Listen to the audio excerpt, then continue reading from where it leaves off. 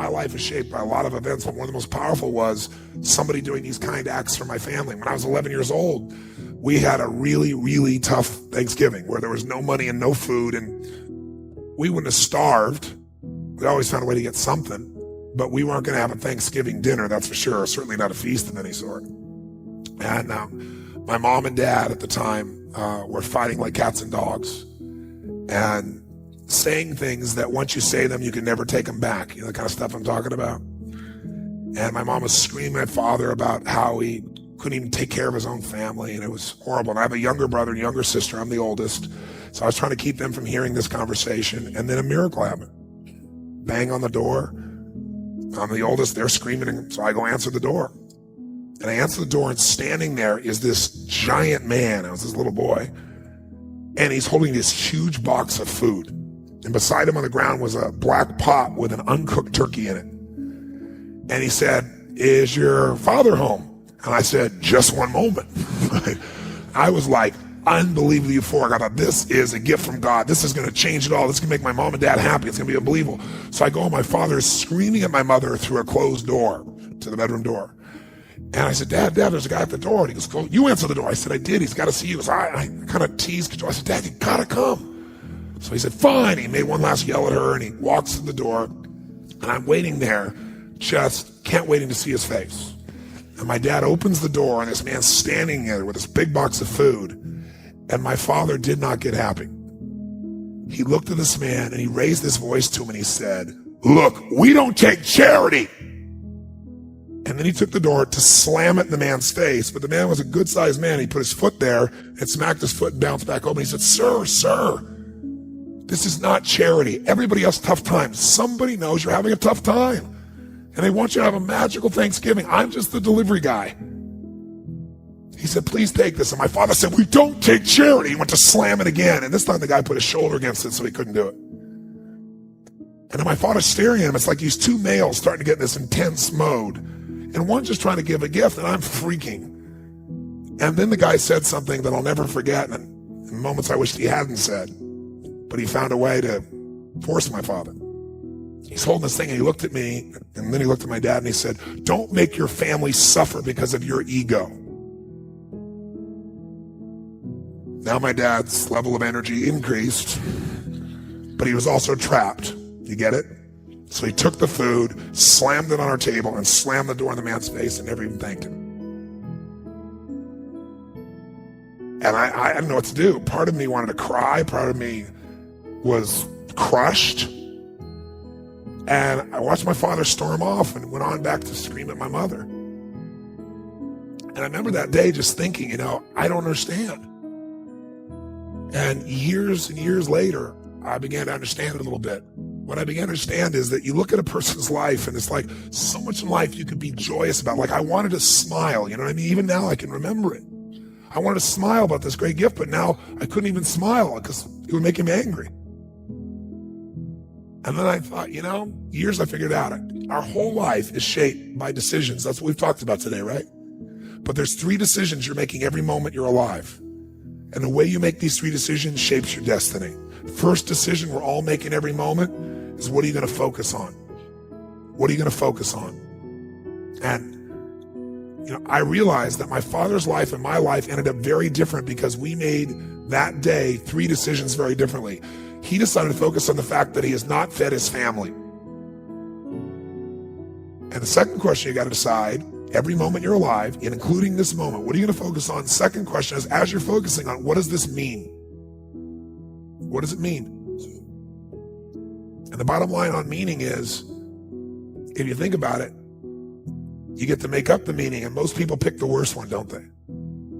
That day, my father decided to focus on the fact he hadn't fed his family, and I know what meaning he gave because he said it out loud over and over again, that he was worthless because he had not taken care of his family. And then the final and most important decision you make every moment you're alive, what am I going to do? What am I going to do? And I'll tell you what he decided to do. He decided to leave our family shortly thereafter, which at the time was the worst experience of my life. It was the most crushing experience I felt. It's been so many years now, I don't have the same feelings. And part of it is 3 years ago he passed away.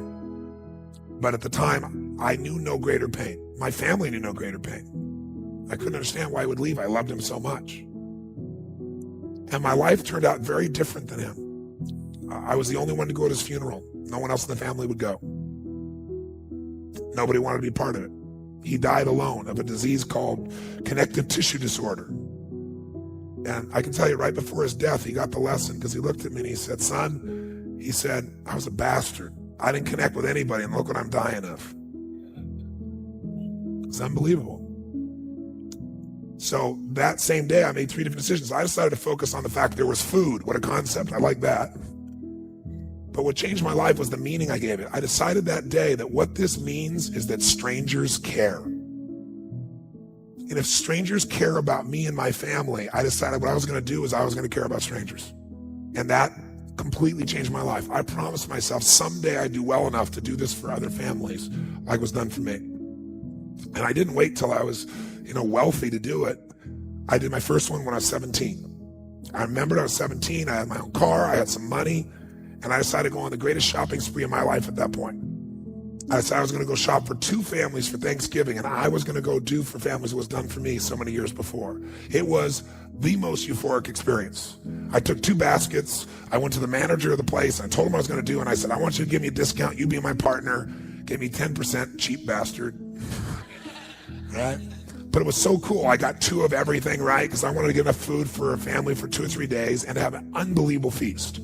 Then I called this church in the barrio area, and I said, listen, I want to go take care of some families that are too proud to come to the church and get food, so they might suffer. Can you recommend some families? And they gave me 2 families.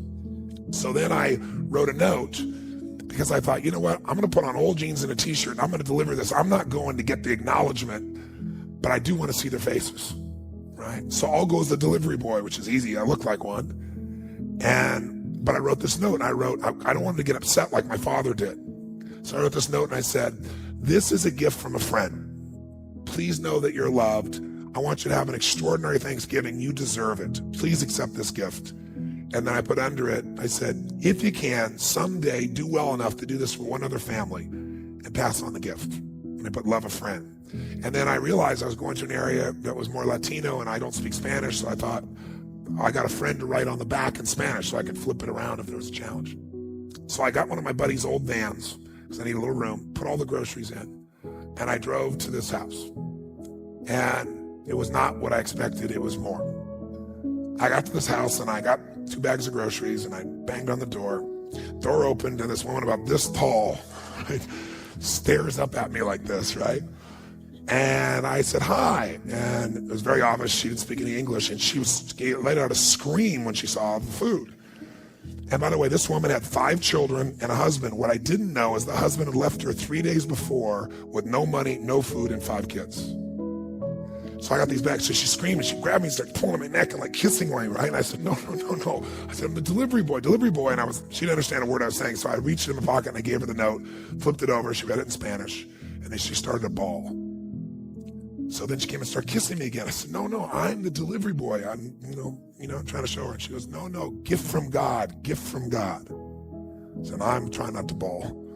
So I'm like, where do I put this? And I'm doing everything. I hold it together, like smiling, but I want to cry.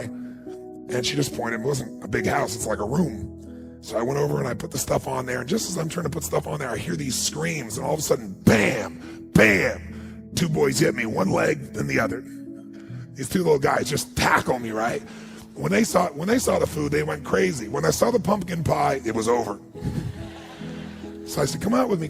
And so they came out, and we kept bringing these groceries in. And I'm telling you, it was like, I don't know how to describe it. It was the most euphoric, fun, passionate, loving. It was like they're my little brothers, And so we brought all stuff in, and they were laughing, and they were lit up.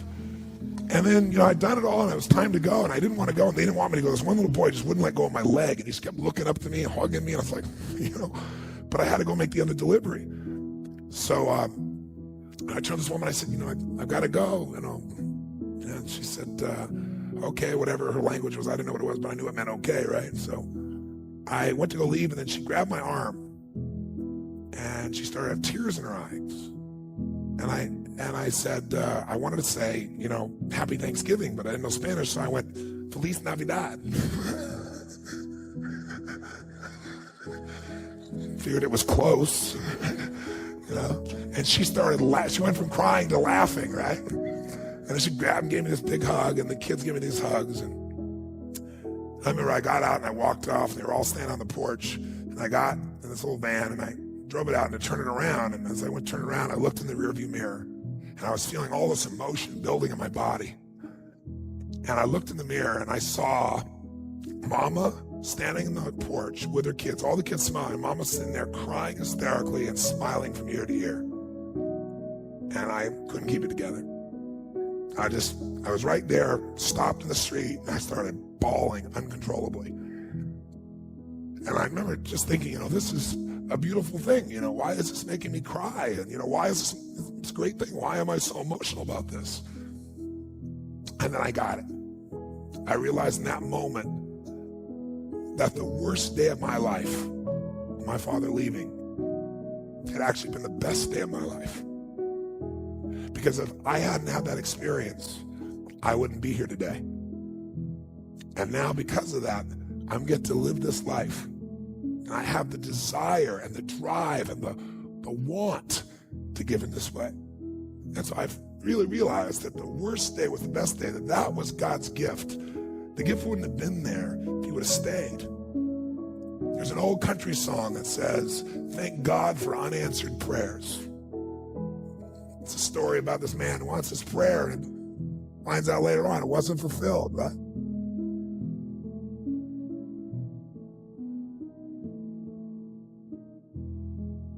So I tell you the story for a couple reasons. One is, if you want to change your life, figure out how your worst day was your best day. It'll change everything, because it is if you look for it. If you find the deeper meaning, it is. There's something in you that wouldn't be there without it.